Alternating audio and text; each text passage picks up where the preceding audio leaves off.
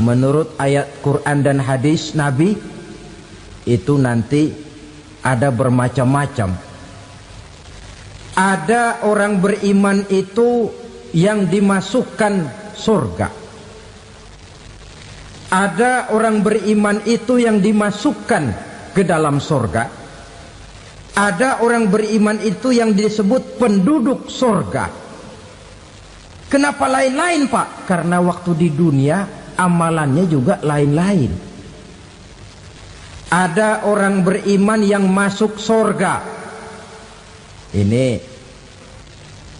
paling murah tiketnya.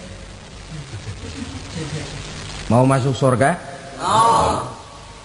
Kata Nabi begini, ma min abdin qala la ilaha illallah thumma mata ala dhalik illa dakhalal jannah. Kalau seorang hamba sudah mengucap dua kalimat syahadat, dia yakin dengan kebenaran kalimat itu sampai matinya, orang itu akan masuk surga.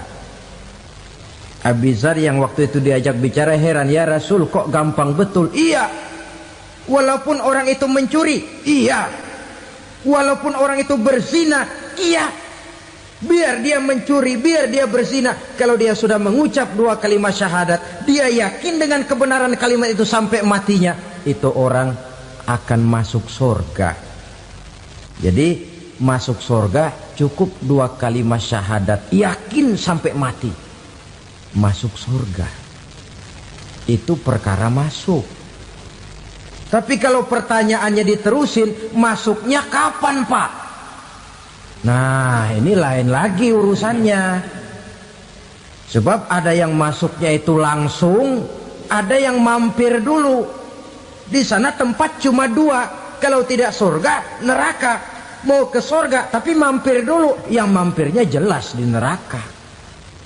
Kenapa? Dalam hadis qudsi ada riwayat, nanti itu di akhirat, setelah Allah selesai mengatur penduduk surga masuk surga, yang neraka masuk neraka, Allah berkata kepada malaikat Malik, malaikat Malik, labaik ya Allah, itu bajingan-bajingan tengik, manusia-manusia durjana yang waktu di dunia tidak mau sujud, jauh dari ulama, gemar melakukan yang munkarat dan maksiat, hidup di tengah masyarakat selalu jadi bibit keonaran, kufur, sudah masuk neraka semua. Sudah ya Allah. Nah, kalau sudah, coba sekarang kamu masuk, Malik. Saya, iya, masuk neraka. Mau apa ya Allah?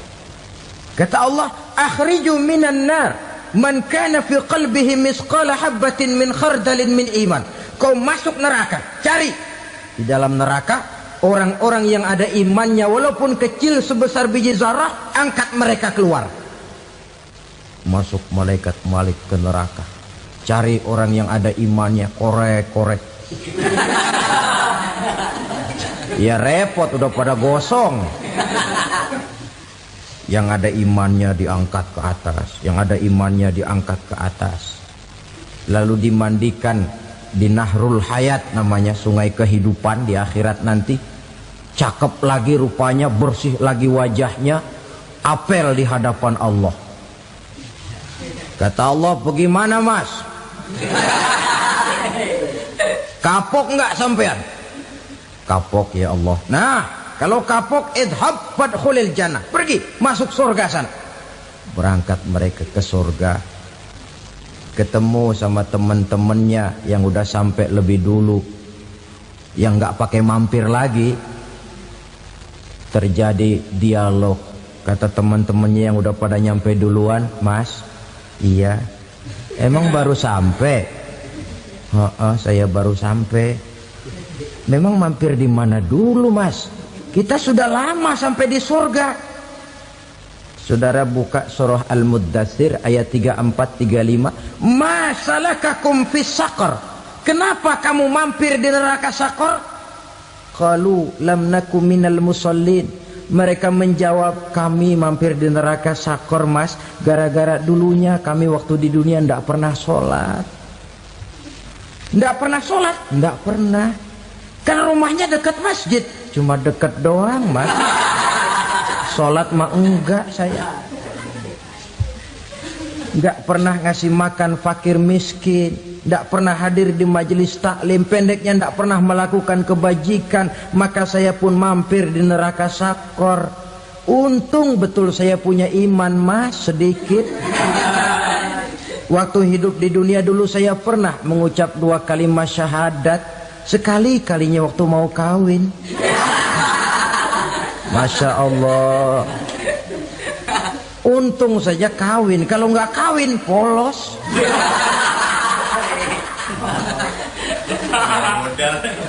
Itu juga pengulu sudah setengah mati ngajarin. Asyhadu alla, asyaduaan, asyaduaan.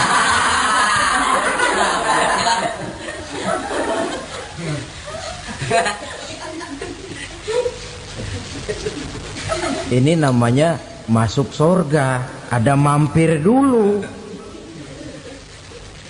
Ada pula orang mukmin itu yang dimasukkan surga. Namanya dimasukkan kan terima beres. Saya masuk ke rumah, jalan sendiri, cari tempat sendiri. Saya dimasukkan ke dalam rumah, terima beres. Pokok ada di dalam, itu dimasukkan namanya. Nggak pakai mampir. Tapi tentu tiketnya lebih mahal ketimbang yang pertama tadi. Apa kata Allah? Innal ladzina amanu wa amilus salihat la ukaffiranna anhum sayyi'atihim wa la udkhilannahum jannah. Sesungguhnya orang-orang yang beriman kemudian beramal soleh, kami hapuskan segala dosa dan kesalahannya, kami masukkan mereka ke dalam surga. Lihat ayatnya, Allah yang memasukkan, kita yang dimasukkan. Tidak pakai transit, tidak usah mampir. Cuma tidak cukup syahadat, tidak cukup amanu, tapi diiringi dengan wa'amilus salih. Iman, amal. Tidak cukup syahadat, lalu dibuktikan dia sholat, dia zakat, puasa, lalu dia melakukan berbagai macam kebajikan. Ini yang menyebabkan dia tidak pakai mampir di tempat yang bernama sakor. Lalu ada pula orang mukmin itu yang disebut penduduk sorga. Wah, ini sudah VIP ini. Ashabul jannah, penduduk sorga. Siapa mereka? Kata Allah, innal ladzina amanu summa istaqamu fala khaufun alaihim wala hum yahzanun ulaika ashabul jannah hum fiha khalidun. Sesungguhnya orang-orang yang beriman lalu istiqamah, tetap dalam melaksanakan perintah Allah, tidak goyang, tidak labil tapi stabil, istiqamah, mereka tidak takut dan tidak bersedih hati. Merekalah penduduk surga. Iman, istiqamah. Tidak punya duit, sembahyang. Banyak duit, sembahyang. Miskin, sembahyang. Kaya, tetap sembahyang. Istiqamah. Kadang orang kalau susah rajin ke masjid, banyak duitnya ngelihat masjid melengos. Waktu miskin hamba Allah, setelah kaya jadi hamba harta. Bergeser, tidak ada nilai istiqomahnya. Saudara-saudara, dengan begitu penduduk neraka itu dua. Ada penduduk permanen, ada penduduk yang semi permanen. Yang semi permanen orang-orang beriman yang mempunyai dosa besar. Mereka masuk ke neraka untuk menerima azab sesuai dengan dosanya. Bila selesai masa azab itu, mereka akan diangkat untuk ditempatkan kembali ke dalam surganya Allah Subhanahu wa ta'ala. Nah, dikala itulah saudara-saudara, ada yang disebut syafaat dari Rasulullah Sallallahu Alaihi Wasallam. Tapi tentu jangan lupa, syafaat ini ibarat kain menambal dia. Kita punya kain bolong-bolong sedikit, syafaat yang menambal. Sholat kita ada kurang dikit, sedekah kita ada campur riak dikit, amalan kita ada tidak karena Allah dikit, kita berharap syafaat. Jadi biarlah kain masih bolong-bolong, yang penting punya kain. Tapi kalau kainnya tidak ada, yang ditambal apanya? sholat tidak, puasa tidak, zakat tidak, berharap syafaat saja. Ya, terlalu berlebihan itu. Saudara hadirin yang saya hormati, apabila selesai proses penghisaban, proses penghitungan, maka dikala itulah manusia terbagi dalam dua kelompok besar. Fariqun fil jannah wa fariqun fis sa'ir. Sekelompok orang-orang beruntung yang masuk ke dalam surga, dan sekelompok lagi masuk ke dalam neraka. Ibu-ibu, saudara-saudara kaum muslimin rahimakumullah, pada pertemuan yang lalu sudah saya jelaskan bahwa hidup selalu berakhir dengan kematian. Apabila datang kematian menimpa seseorang, datanglah kiamat baginya. Itu yang disebut dengan kiamat kecil. Hakikatnya mati adalah perpindahan dari kehidupan di dunia ini menuju kehidupan di alam barzakh. Menunggu kita di alam barzakh sampai datangnya saat kiamat. Entah 10 tahun, entah 100 tahun, entah 1000 tahun, hanya Allah saja yang maha tahu. Adapun orang-orang beriman yang melakukan amal kebajikan dalam kehidupan di dunia ini, masa penantian yang lama di alam barzakh buat mereka sebentar saja. Tetapi bagi orang-orang kafir yang ingkar, yang tidak beriman kepada Allah, yang hidup di dunia cuma menumpuk-numpuk dosa, tentu penantian di alam barzakh akan merupakan waktu yang sangat lama. Bukankah dalam kehidupan kita waktu itu memang relatif? Contoh misalnya, bagi pemuda-pemudi yang sedang duduk asyik memadu cinta, waktu 4-5 jam saja rasanya cuma 4-5 menit. Tenggelam oleh keasikan. Tapi buat orang yang berbaring di rumah sakit, meratap di balik-balik apa itu tembok derita kata lagu, di balik dinding-dinding penjara, sehari bagai seminggu, seminggu rasa sebulan, sebulan boleh jadi rasa setahun. Penantian yang sangat lama.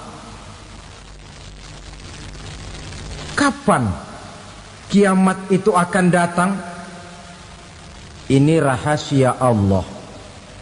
Jangankan kita yang orang awam, baginda Nabi sendiri tidak diberitahu oleh Allah kapan kiamat itu akan terjadi.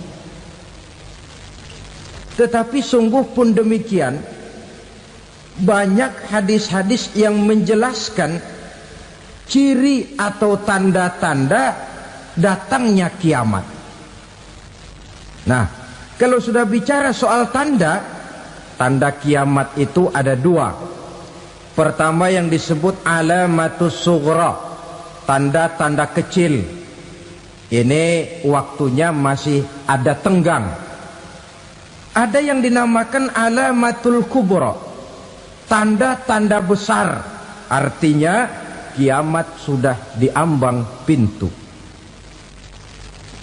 Apa tanda-tanda kecil dari datangnya hari kiamat itu?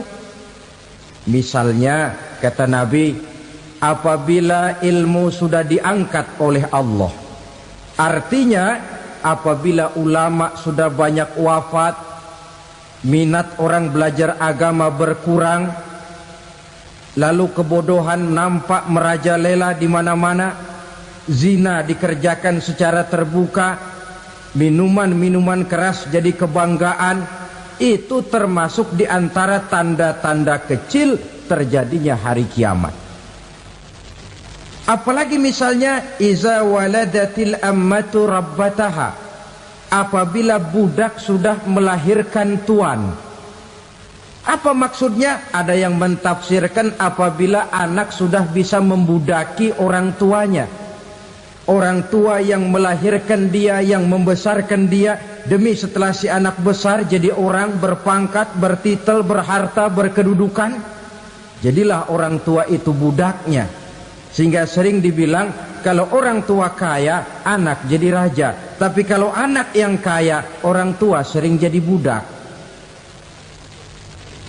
Apalagi munculnya fitnah yang bergelombang, timbul perang antara dua bangsa yang besar, waktu berjalan terasa sangat pendek sekali. Itu merupakan tanda di antara tanda-tanda kiamat. Termasuk di dalamnya sulit membedakan mana laki, mana perempuan. Kan kalau tanda-tanda kayak begini sekarang sudah banyak kita lihat kan. Ulama banyak wafat, penggantinya sulit. Zina dikerjakan berterang-terangan, minuman keras jadi kebanggaan, banyak anak membudaki orang tuanya, sulit membedakan mana laki mana perempuan. Kadang-kadang dari belakang kita lihat perempuan bener, begitu kita colek nengok jenggotan.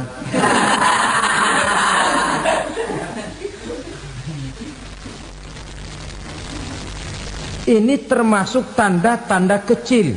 Masih ada tenggang sampai akan terjadinya kiamat itu. Nah, yang dimaksud dengan tanda-tanda besar, ini tanda besar artinya kiamat sudah diambang pintu. Pertama, matahari terbit dari sebelah barat. Apabila matahari sudah terbit dari arah sebelah barat, tertutuplah sudah pintu taubat. Bersabda Nabi kita, la taqumus sa'atu hatta tatlu'a syamsu min maghribiha. Tidak akan datang hari kiamat sampai matahari terbit dari arah sebelah barat. Fa iza tala'at, manakala matahari telah terbit dari arah sebelah barat, wara'ahan nasu, manusia banyak menyaksikan itu, amanu ajma'un, mereka pun lalu beriman. Yang tadinya kafir, yang tadinya ingkar, yang tadinya membangkang, setelah melihat matahari terbit dari sebelah barat, buru-buru beriman, berlomba-lomba mengucap dua kalimat syahadat. Tapi apa yang terjadi? Kata Nabi, wadzalika hina la yanfa'u nafsan imanuha lam takun amanat min qabl.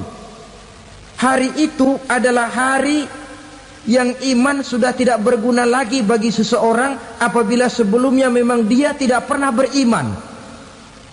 Au kasabat fi imaniha khaira, atau beriman tetapi tidak pernah melakukan kebajikan di dalam keimanannya itu. Hari yang sudah kasib, hari yang sudah terlambat, beriman tidak akan ada gunanya lagi. Ini pelajaran buat kita. Sebelum sang surya terbit dari sebelah barat, sebelum nafas sampai di tenggorokan, artinya pintu taubat masih terbuka. Kalau dua hal itu sudah terwujud, nafas sudah sampai di kerongkongan atau matahari sudah terbit dari arah sebelah barat, tertutuplah sudah pintu taubat. Tak ada lagi gunanya pangkat, jabatan, harta, bahkan beriman pun dalam suasana macam itu. Too late, kata orang Kulon. Sudah terlambat. Matahari terbit dari arah sebelah barat. Itu tanda besar, artinya kiamat sudah diambang pintu. Lalu apalagi tanda besar? Munculnya Dajjal. Dajjal artinya pendusta-pendusta yang menyesatkan manusia. Ada dua macam Dajjal, saudara. Ada Dajjal kecil. Ini Dajjal kelas teri. Kalau ini sejak zaman Rasulullah sudah ada itu. Tiap zaman ada. Di zaman Rasulullah misalnya ada yang bernama Aswad al-Unsi dari Yaman. Ada yang namanya Musailamah Al-Kazzab dari Yamamah. Ada yang namanya Ibnu Sayyad dari Madinah. Ini dajjal-dajjal di zaman Rasul. Musailamatul Kazzab memproklamirkan diri jadi nabi dia. Di zaman Rasul masih hidup. Ini dajjal zaman Nabi. Di zaman sahabat muncul dajjal-dajjal. Di zaman kita sekarang ini dajjal-dajjal pun gentayangan. Dajjal-dajjal kelas teri. Kerjanya mendustakan manusia, menyesatkan manusia, memalingkan manusia dari jalan yang benar dan diridhoi oleh Allah Subhanahu wa taala. Adapun yang merupakan tanda besar dari datangnya kiamat, dajjal-dajjal kelas kakap. Pembohong-pembohong besar yang menyesatkan masyarakat manusia berpaling dari jalan Allah mengikuti jalan mereka. Apa sih ciri dajjal itu? Kata Nabi dalam hadis Bukhari Muslim, inna dajjala, sesungguhnya yang namanya dajjal itu yakhruju, satu saat akan muncul mendekati hari kiamat. Wa inna ma'ahu ma'an, si dajjal ini membawa air. Wa naran, dan juga membawa api. Dua simbol.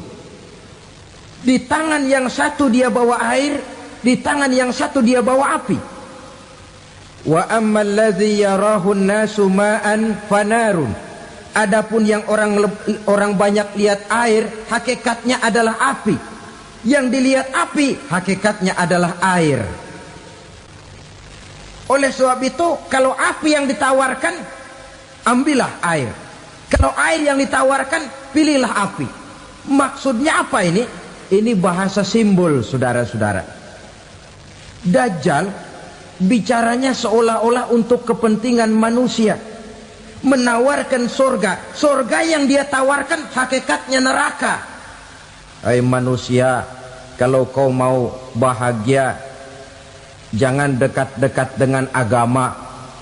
Solat itu tidak efektif dan efisien, tidak produktif dari segi ekonomi itu. Menghadiri majelis taklim cuma buang-buang waktu. Tahajud, tasbih, tahlil, baca Quran, apa itu? Pekerjaan mubazir saja. Hidup ini cuma sekali, masa yang cuma sekali, manfaatkan dengan sebaik-baiknya. Mumpung, dibawanya sifat mumpung tetapi dalam pengertian yang sangat negatif. Bicaranya seolah-olah untuk kepentingan manusia, tetapi sebenarnya menjerumuskan manusia. Menawarkan air tapi sebenarnya api. Menawarkan api tapi hakikatnya air. Buat apa kamu sholat? Buat apa kamu bayar zakat? Buat apa kamu puasa? Surga yang dicanangkan dajjal hakikatnya neraka. Neraka yang digambarkan dajjal pada dasarnya adalah surga. Jadi memutarbalikkan fakta itu kerjaan dajjal. Yang hak jadi batil, yang batil dibilang hak, yang benar jadi salah, yang salah malah jadi benar. Tuntunan disuruh jadi tontonan, tontonan malah menjadi tuntunan. Itu pekerjaan dajjal profesinya. Zamannya Nabi Adam, dajjalnya kan iblis. Betul? Betul. Apa sih gang kerayuan iblis itu? Allah setelah menciptakan Nabi Adam kan bilang, Adam, kau dan istrimu Hawa tinggal di surga ini. Seluruh fasilitas yang ada di surga persilahkan kau nikmati. Satu yang tidak boleh, jangan coba-coba dekati pohon khuldi. Dekat saja jangan, apalagi sampai memetiknya. Datang dajjal yang namanya iblis ini. Adam, kamu tahu nggak kenapa tidak boleh makan buah khuldi? Ya nggak tahu, pokoknya saya dilarang. Bodoh kamu Dam. Khuldun artinya kekal. Kalau kamu makan itu buah, kau akan kekal di surga buat selamanya. Allah tidak kepengen, maka dilarang kamu makan buah khuldi. Kalau kau ingin kekal di surga Adam, makan saja. Saya bicara begini ini untuk kepentingan kamu Adam. Ini kan ciri-ciri Dajjal. Bicaranya sih seolah-olah untuk kepentingan Nabi Adam, hakikat sebenarnya menjerumuskan Nabi Adam supaya ingkar dan melanggar larangan dari Allah Subhanahu wa ta'ala. Jadi setelah muncul Dajjal, timbul kekacauan-kekacauan di masyarakat. Banyak yang terpengaruh, terpedaya dan terpesona. Termasuk mereka yang memproklamirkan diri jadi nabi, mereka yang memproklamirkan diri jadi rasul di zaman sesudah Rasulullah wafat. Itu adalah Dajjal. Maka saya ingatkan, kalau di zaman kita sekarang ini ada orang ngaku jadi nabi, ada orang ngaku jadi rasul, biar bahasa Arabnya kental, Quran hafal, hadis ribuan hadis hafal, biar pakai serban sampai menyengser ke tanah, bahasa Arabnya fasih, tapi dia mengaku jadi nabi, jadi rasul, kita umat Islam wajib tidak percaya. Wajib untuk tidak percaya. Itulah Dajjal zaman kita sekarang ini. Tidak mustahil mereka datang mempengaruhi orang awam supaya berpaling dari Rasulullah, mengikuti mereka. Nah, di akhir zaman nanti, mendekati hari kiamat, Dajjal ini muncul. Dajjal kelas kakap, menyesatkan masyarakat manusia untuk berpaling dari Islam, mengikuti seruan mereka. Apalagi di antara datangnya kiamat itu, tanda yang besar itu, turunnya Nabiullah Isa Al-Masih, putra Maryam. Menurut berbagai hadis yang sahih, Nabi Isa Al-Masih nanti akan turun lagi. Tidak membawa risalah yang baru, tapi meluruskan risalah Islam ini yang telah banyak ditinggalkan oleh masyarakat. Bahkan ada hadis menjelaskan beliau akan membunuh Nabi, mematahkan kayu-kayu salib, lalu melaksanakan haji dan umrah mengikuti syariat Nabi Muhammad, bukan membawa agama baru. Menjadi semacam mujaddid, reformer, menyelamatkan manusia dari bisikan Dajjal. Bahkan ada riwayat yang menjelaskan bahwa Nabi Isa berhasil mengalahkan Dajjal, mengembalikan masyarakat manusia kembali kepada ajaran Islam yang datang dari Allah, dibawa oleh Rasulullah Sallallahu Alaihi Wasallam. Dengan kata lain, turunnya Nabi Isa bukan sebagai Nabi dan Rasul baru, tetapi mengikuti syariat Nabi kita Muhammad Sallallahu Alaihi Wasallam. Saudara hadirin, ibu-ibu hadirat yang saya hormati, kemudian apalagi di antara tanda-tanda besar akan datangnya kiamat itu? Keluarnya asap atau awan. Kata Nabi, inna min asrati sa'ah dukhanan yamla'u ma bainal masyriqi wal maghrib. Di antara tanda-tanda kiamat, munculnya awan antara langit dan bumi. Ini pun diperkuat dalam surah Ad-Dukhan ayat 10. Fartaqib yauma ta'tis sama bidukhanim mubin fayughshan nas hadza azabun alim. Bagi orang-orang yang beriman, mereka biasa-biasa saja. Tapi bagi orang kufur, datangnya asap dan awan ini merupakan azab yang kelewat pedih. Barangkali sedikit mendekati gambaran tentang azab yang pedih ini, saya ingatkan alam pikiran kita kepada peristiwa yang belum lama terjadi. Pernah dengar berita bocornya reaktor nuklir di Chernobyl, Uni Soviet? Pernah dengar?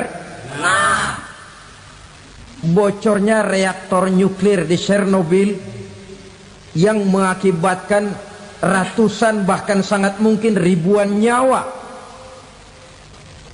Cuma satu reaktor. Bagaimana kalau seluruh cadangan nuklir yang dimiliki oleh para negara adikuasa ini diledakkan?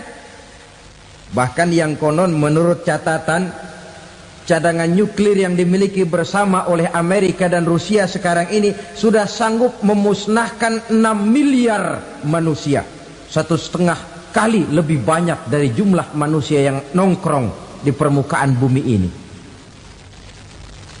Saudara-saudara hadirin yang saya hormati, lalu saat mendekati hari kiamat, apalagi tandanya? Setelah Nabi Isa wafat, pada saat turunnya yang kedua kali, lalu Allah meniupkan angin sejuk. Semua orang-orang beriman, orang-orang baik wafat, sehingga penghuni bumi ini cuma tinggal lagi terdiri dari orang-orang kafir. Tidak ada lagi di bumi ini yang bisa mengucapkan Allah. Sehingga dalam hadis qudsi itu ada keterangan, innallaha azza wa jalla yaqulu li Israfil. Allah pernah pesan kepada malaikat Israfil, kata Allah, Israfil, idza sami'ta qailan yaqul Allah Allah fa akhirin nafakh 40 sanatan ikraman liqailiha. Hai Israfil, apabila kau dengar di permukaan bumi masih banyak orang yang mengucapkan Allah Allah, maka tunda sangkakala kiamat itu 40 tahun.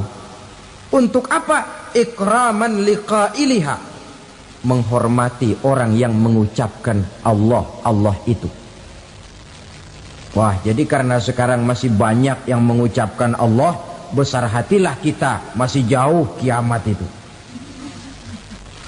Tapi jangan lupa, kiamat pribadi, kiamat kecil itu yang gak kita sangka-sangka. Ajal datang mencabut nyawa, itu kiamat pribadi, dan itu yang pasti kita hadapi, dan itu yang membuat kita tidak boleh bersikap main-main di dalam kehidupan sekarang ini. Saudara hadirin yang saya hormati, tidak ada lagi orang-orang muslim. Seluruh penduduk dunia ini kafir. Lalu terciptalah struktur sosial yang berlandaskan prinsip hidup semau gue. Bakal terjadilah prinsip di mana yang kaya menyantap yang miskin, yang kuat menindas yang lemah. Hidup sudah bagaikan di rimba belantara, berlaku hukum rimba, siapa yang kuat dia yang menang, siapa yang lemah menjadi mangsa. Timbul kekacauan, maksiat merajalela, munkarat menjadi-jadi, sehingga isi bumi ini penuh dengan segala macam perbuatan dosa. Tidak ada perlunya lagi alam diperpanjang temponya.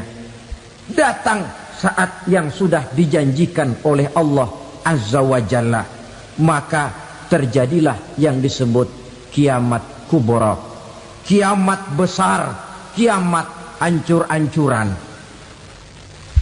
Bagaimana kejadian ini dimulai?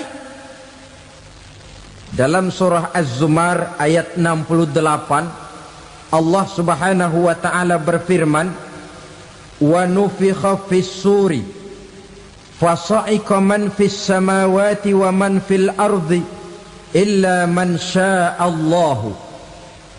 Maka manakala ditiuplah sangkakala, terkejutlah seluruh yang ada di langit dan seluruh yang ada di bumi. Bila saat kiamat datang, Allah perintah malaikat Israfil, Israfil, tiup sangkakalamu. Ditiuplah sangkakala oleh malaikat Israfil. Yang akibat daripada tiupan itu, seluruh yang ada di langit, seluruh yang ada di permukaan bumi terkejut. Yang ada di langit siapa? Malaikat kan. Bayangin aja kalau malaikat kaget, apalagi kita. Terkejut seluruh makhluk yang ada di bumi, yang ada di langit mendengar suara sangkakala itu. Bunyinya tidak sanggup kita bayangkan dahsyatnya. Ledakan nuklir, ledakan neutron, belum apa-apa ketimbang bunyi sangkakala malaikat Israfil ini. Nah, lalu mendengar bunyi sangkakala ini, gemparlah makhluk, kacaulah alam. Bumi gempa, planet-planet bertabrakan, gunung meletus, air laut tumpah ke darat, angin topan bertiup, halilintar menyambar. Lalu semua yang bernama hidup mati total. Mati bareng tanpa persiapan. La haula wala quwata illa billah. Saya kadang-kadang dalam tafakur bermohon, ya Allah, mudah-mudahan saya enggak nemuin kiamat beneran. Ngeri. Tidak bisa kita bayangkan macam apa suasana seperti itu. Allah saja banyak memberikan gambaran, misalnya Al-Qari'ah, wa mal qari'ah, wa ma adraka mal qari'ah. Kejadian yang menggemparkan. Tahukah kamu apa kejadian yang menggemparkan itu? Yauma yakunun nasu kal farasil mabsus wa takunul jibalu kal ihnil manfus. Pada saat itu manusia berterbangan bagai kupu-kupu, gunung berterbangan seperti kapas ditiup angin. Gunung saja macam kapas, konon lagi manusia. Kematian total, mulai semut sampai gajah mati, jin mati, iblis mati, malaikat mati. Malaikat saja mati. Saudara hadirin yang saya hormati, kematian total yang tanpa persiapan. Orang bilang, Pak, kalau mati bareng begitu yang repot malaikat maut dong ya. Cabut sana, cabut sini.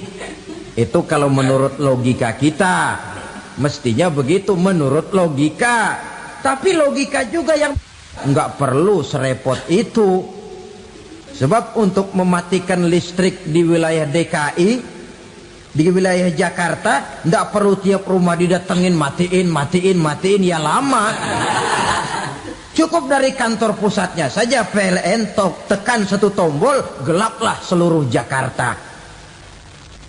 Saudara hadirin yang saya hormati, kematian total. Lalu setelah kematian total, planet-planet juga mati, dalam arti tidak bergerak dan beredar. Angin mati, dalam arti tidak bertiup. Air mati, dalam arti tidak ada riak gelombang. Pokoknya semua mati. Kullu nafsin za'iqatul maut. Semua yang bernafas mati. Dalam ayat lain, kullu man 'alaiha fan. Semua yang ada di permukaan bumi fana. Yang kekal cuma Allah Subhanahu wa ta'ala. Yang paling belakang mati, malaikat maut dan malaikat Israfil. Tapi mati juga sesuai dengan janji Allah. 10 lamanya. Tidak dijelaskan oleh Abi Hurairah 40 jam, apa 40 hari, apa 40 tahun. Hadis-hadis cuma menyebutkan 40 saja. Sunyi alam, yang tinggal cuma Allah saja lagi. Ketika itu Allah berseru-seru, katanya, limanil mulkul yauma. Siapa para penguasa hari ini? Mana itu raja-raja dan penguasa yang dulu mengaku jadi Tuhan? Fir'aun. Mana Fir'aun sekarang? Yang dulu jadi raja, merasa berhasil, sombong, lalu tidak mau turun-turun dari kekuasaannya, sampai kepada puncak kekurang ajarannya mengangkat diri jadi Tuhan. Mana itu Fir'aun? Namrus. Mana sekarang Namrus? La ilaha illa ana. Ternyata tidak ada Tuhan lain selain daripada aku, kata Allah. Proses kemudian, saudara-saudara, turunlah hujan dari langit. 40 lamanya hujan itu. Tidak jelas juga 40 jam apa 40 hari. Setelah air turun membasahi, datanglah tiupan sangkakala yang kedua. Semua yang bernama mati bangkit dari kuburnya masing-masing. Ini yang disebut Yaumul Ba'thi, hari kebangkitan. Allahu Akbar. Pada saat kita bangkit dari kubur kita masing-masing, kumpul di padang mahsyar namanya. Bayangin aja, saya sendiri nggak sanggup bayangin. Manusia sejak zaman Adam sampai zaman kiamat kumpul bareng di tempat sama. Berapa banyaknya itu?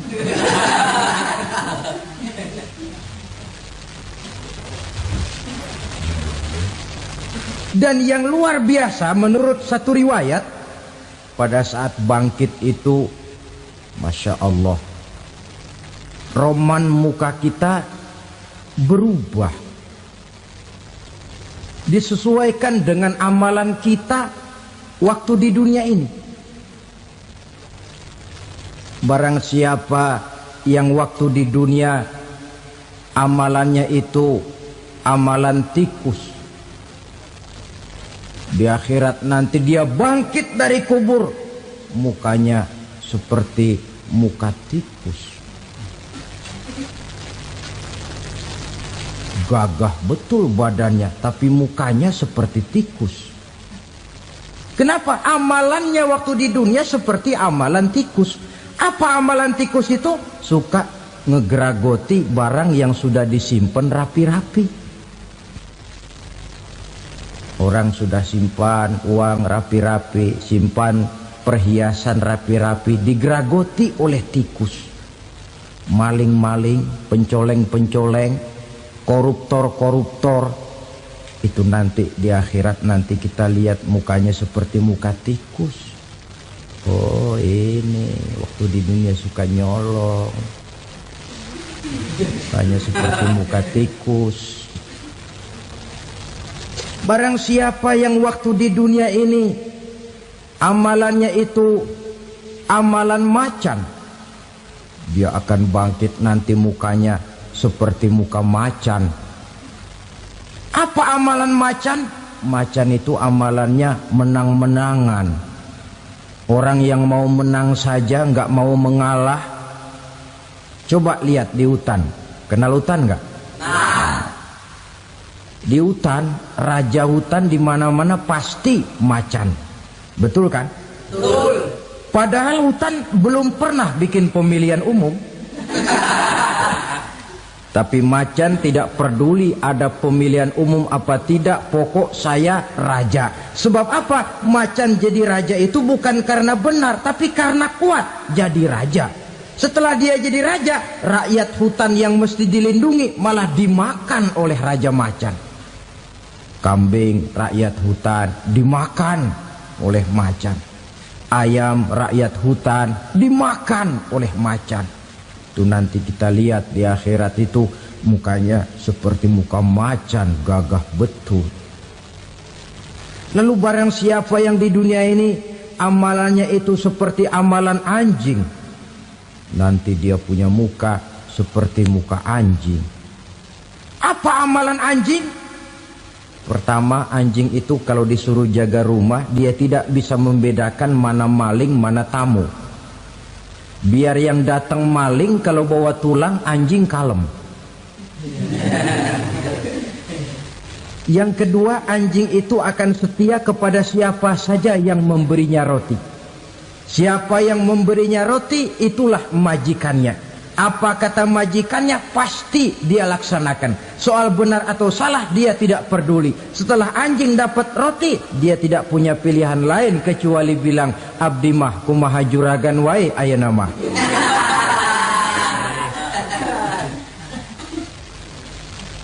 Saudara hadirin yang saya hormati, berkumpul di padang mahsyar, tiap orang sibuk dengan persoalannya masing-masing. Matahari waktu itu didekatkan oleh Allah. Panas luar biasa. Ada yang saking panasnya itu mencucurkan peluh keringat sampai sebatas mata kakinya. Ada yang keringatnya sampai sedengkulnya. Ada yang keringatnya sampai sepusatnya. Ada yang keringatnya mengalir sampai sebahunya. Ada yang kelelap oleh keringatnya sendiri, sementara orang di sampingnya nggak apa-apa. Bergantung lagi amalan dia waktu di dunia ini. Saudara-saudara, sebagian orang dalam kepanikan padang mahsyar berombong-rombong datang mereka menghadap Nabi Adam. Ya Adam, anta abal bashar. Hai Adam, Tuhan adalah bapak moyang manusia. Kami sebentar lagi akan disidang, dimintakan pertanggungan jawab. Tolonglah kami, hai Adam. Kata Nabi Adam, jangankan nolongin sampean, saya sendiri tanggung jawab di hadapan Allah ketika dulu tidak boleh makan khuldi, saya serobot. Sudahlah, urus diri masing-masing saja, nafsi. Begitu kata Nabi Nuh, begitu kata Nabi Ibrahim. Tiap orang bertanggung jawab sendiri-sendiri. Ketika itulah saudara-saudara, nikmatnya menjadi umat Nabi besar Muhammad sallallahu alaihi wasallam. Sebab apa? Walaupun menurut abjad kita ini umat paling belakang, paling belakang kita ini toh, karena Nabi Muhammad adalah Nabi akhir, tapi akan dihisap lebih dulu, lewat di atas sirat lebih dulu, masuk surga lebih dahulu ketimbang umat-umat belakangan. Ketika Rasul mendekati ajal, beliau tanyakan itu kepada malaikat Jibril. Malaikat Jibril berkata, Muhammad jangan khawatir, Allah sudah berjanji, inni haramtul jannata ala sairil anbiya hatta tadkhulaha anta wa haramtuha ala sairil umami hatta tadkhulaha ummatuka. Surga aku haramkan buat seluruh nabi kecuali kalau engkau Muhammad sudah masuk ke dalamnya, dan surga aku haramkan buat seluruh umat kecuali kalau umatmu Muhammad sudah masuk ke dalamnya. Logikanya, walaupun menurut abjad kita umat paling belakang, bakal dihisap paling dulu, lewat di atas sirat paling dulu, masuk surga paling dulu, kalau mampir ke neraka juga paling dulu. Ya resiko. Jangan mau enaknya aja paling dulu. Saudara hadirin yang saya hormati, setelah masa kebangkitan itu jangan dikira begitu bangkit langsung diperiksa. Masih menunggu menanti ribuan tahun perhitungan padang mahsyar untuk sampai kepada proses yang disebut yaumul hisab, hari perhitungan. Seorang demi seorang bakal dipanggil. Bayangkan saja, kita se-RT saja di absen, kadang-kadang perlu waktu lama. Ini manusia sejak zaman Nabi Adam sampai datang hari kiamat, satu demi satu disidang di hadapan Qadhi Rabbul Jalil. Status sosial copot sudah waktu itu. Yang pernah jadi hartawan di situ tidak lagi kelihatan kehartawanannya. Yang pernah jadi jenderal tidak lagi dipanggil jenderalnya. Yang ustadz tidak lagi dipanggil al-mukarramnya. Seluruh status sosial selesai. Dipanggillah kita seorang demi seorang menghadap Qadhi Rabbul Jalil. Bagaimana proses penghisaban itu? Pertama, proses tanya jawab. Di antaranya ada hadis menyatakan, lan tazula qadama 'abdin yaumal qiyamah hatta yus'ala an arba'i khisalin. Besok di hari kiamat tidak akan bergeser telapak kaki seorang hamba sampai dia ditanya lebih dulu tentang 4 persoalan. Tentang ilmunya, kemana ilmu itu diamalkan. Tentang umurnya, di mana umur itu dihabiskan. Tentang masa mudanya, kemana masa muda itu dipakai. tentang hartanya, dari mana harta itu didapat dan kemana harta itu dibelanjakan. Ini termasuk proses tanya jawab. Jadi kalau istilah pengadilan dunia, nama Fulan bin Fulan. Kamu waktu di dunia diberikan umur panjang untuk apa? Pernah mengalami masa muda, kemana kau habiskan masa remajamu? Kau diamanahkan ilmu, dengan apa ilmumu kau amalkan? Kau diberikan harta, dari mana harta kau dapat, kemana kau belanjakan? Tak seorang pun yang bisa mungkir. Sebab apa? Dikala itu yang menjadi saksi bukan orang. Yang menjadi saksi adalah seluruh anggota badan kita. Tangan bicara, kaki jadi saksi terhadap seluruh amalan yang pernah kita kerjakan pada saat kehidupan di alam dunia ini. Selesai proses tanya jawab, lalu diperlihatkan buku catatan kita waktu hidup di dunia ini. Jangan lupa Allah itu menyiapkan 2 superkomputer kepada kita. Sebelah ditempelin sebelah kanan, yang sebelah tempelin di sebelah kiri. Komputer itu namanya Raqib dan Atid. 2 malaikat yang apabila baik kita lakukan, refleks saja akan menulis kebajikan kita. Jahat kita kerjakan akan tertulis. Catatan itu nanti diperlihatkan kepada kita. Waduh, alangkah malunya pada saat diperlihatkan catatan kita, buku rapot kita merah melulu. Barangkali diperiksa sambil diomelin, brengsek lo. Buku merah melulu begini, bagaimana waktu hidup di dunia? Tidak cukup diperlihatkan buku catatan kehidupan, rekaman kehidupan. Rekaman kehidupan kita secara utuh sejak terlahir sampai ajal datang merenggut nyawa. Barangkali mirip dengan video sekarang ini, di mana terekam dengan baik seluruh kegiatan kita sejak yang sekecil-kecilnya sampai kepada yang sebesar-besarnya. Untuk kemudian kita pun menerima balasan. In khairan fa khairun wa in syarran fa syarrun. Kalau baik ya baik balasannya, kalau jahat ya jahat juga balasannya. Catatan-catatan kita diberikan. Kalau banyak kebajikannya diberikan di tangan kanan dengan cara yang halus. Kalau banyak kejahatannya diberikan dari sebelah kiri atau dilempar dari belakang.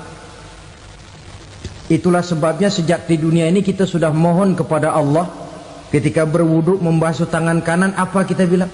Allahumma a'tini kitabi biyamini wa hasibni hisaban yasira. Ya Allah, berikan saya kitab di tangan kanan, dan kalau saya memang perlu dihisap, hisaplah saya yang seringan-ringannya. Tangan kiri berlindung kita kepada Allah, jangan sampai diberikan kitab di tangan kiri atau dari arah sebelah belakang. Wa a'udzubika an tu'tiya kitabi bishimali aw min wara'i zuhri, dari arah sebelah belakang. Na'udzubillah min dzalik. Setelah selesai lewat proses penghisaban, lewat mizan, timbangan, maka yang sudah selesai dihisab itu bergeraklah menuju sirat, jembatan yang terbentang menuju surga melalui neraka. Saudara-saudara, panjangnya perjalanan sirat itu memakan waktu ratusan tahun. Tetapi orang yang lewat di atas sirat pun macam-macam, bergantung amalannya ketika di dunia ini. Ada yang lewat di atas sirat itu kal barkil khatib, seperti kilat yang menyambar, lep, sudah sampai dia di surga. Cepat bukan main. Ada yang lewat di atas sirat itu seperti orang lari-lari. Ada yang lewat di atas sirat itu seperti orang jalan biasa. Ada yang sambil merangkak, ada yang sambil ngesor, ada yang sambil gelayutan, ada yang selamat sampai ke ujung ke surga, ada yang tergelincir jatuh masuk ke dalam neraka, bergantung amalannya dalam kehidupan di dunia sekarang ini. Tiap kita akan melewati yang namanya sirat ini. Saudara-saudara kaum muslimin yang saya hormati, dengan demikian mereka yang selamat melalui sirat sampai ke terminal akhir surga, mereka yang ketika dihisab ternyata banyak kejahatannya daripada kebaikannya, mereka singgah di dalam neraka. Nah, adapun orang-orang yang beriman menurut ayat Quran dan hadis Nabi itu nanti ada bermacam-macam. Ada orang beriman itu yang dimasukkan surga. Ada orang beriman itu yang dimasukkan ke dalam surga. Ada orang beriman itu yang disebut penduduk surga. Kenapa lain-lain, Pak? Karena waktu di dunia amalannya juga lain-lain. Ada orang beriman yang masuk surga. Ini paling murah tiketnya. Mau masuk surga?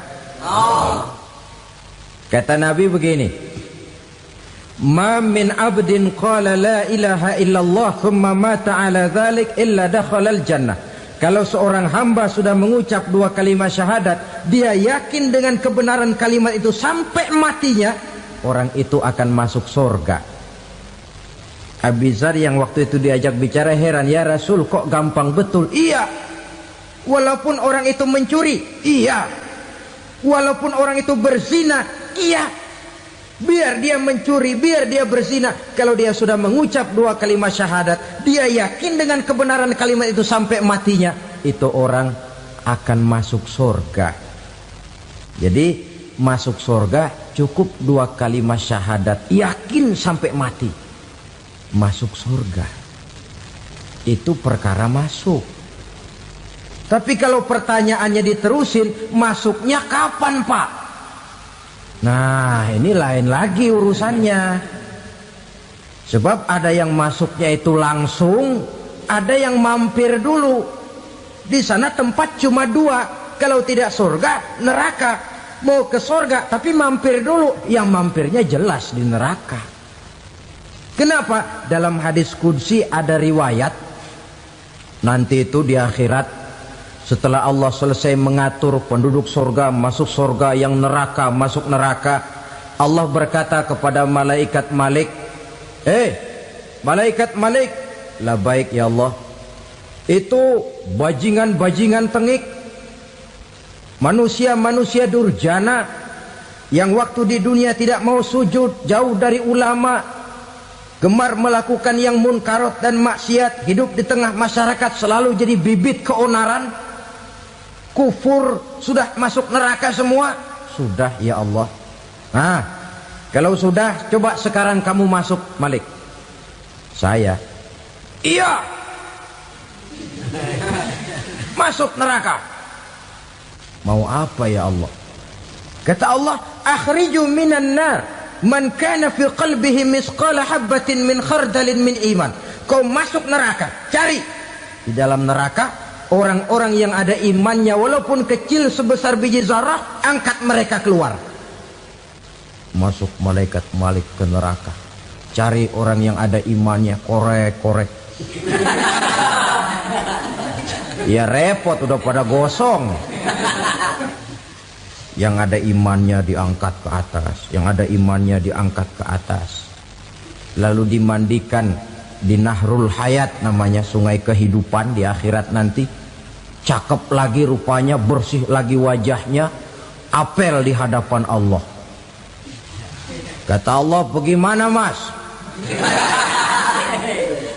Kapok nggak sampean? Kapok ya Allah. Nah, kalau kapok, idhab fadkhulil jannah, pergi masuk surga sana. Berangkat mereka ke surga. ketemu sama teman-temannya yang udah sampai lebih dulu, yang nggak pakai mampir lagi. Terjadi dialog. Kata teman-temannya yang udah pada nyampe duluan, "Mas, iya, emang baru sampai?" Saya baru sampai." "Memang mampir di mana dulu, Mas? Kita sudah lama sampai di surga." Saudara buka surah Al-Muddatsir ayat 34-35. "Ma salakakum fis saqar?" Kenapa kamu mampir di neraka Saqar? Qalu lam naku minal musallin. Mereka menjawab, kami mampir di neraka Saqar, Mas, gara-gara dulunya kami waktu di dunia tidak pernah sholat. Tidak pernah sholat? Tidak pernah. Kan rumahnya dekat masjid. Cuma dekat doang, Mas. Sholat mah enggak saya. Enggak pernah ngasih makan fakir miskin, enggak pernah hadir di majelis taklim, pendeknya enggak pernah melakukan kebajikan. Maka saya pun mampir di neraka Saqar. Untung betul saya punya iman, Mas, sedikit. Waktu hidup di dunia dulu saya pernah mengucap 2 kalimat syahadat. Sekali-kalinya waktu mau kawin. Masya Allah. Untung saja kawin. Kalau nggak kawin polos.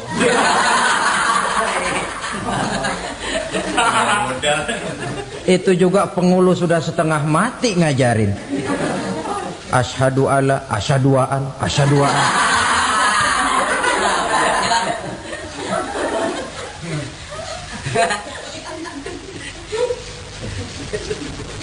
Ini namanya masuk surga, ada mampir dulu.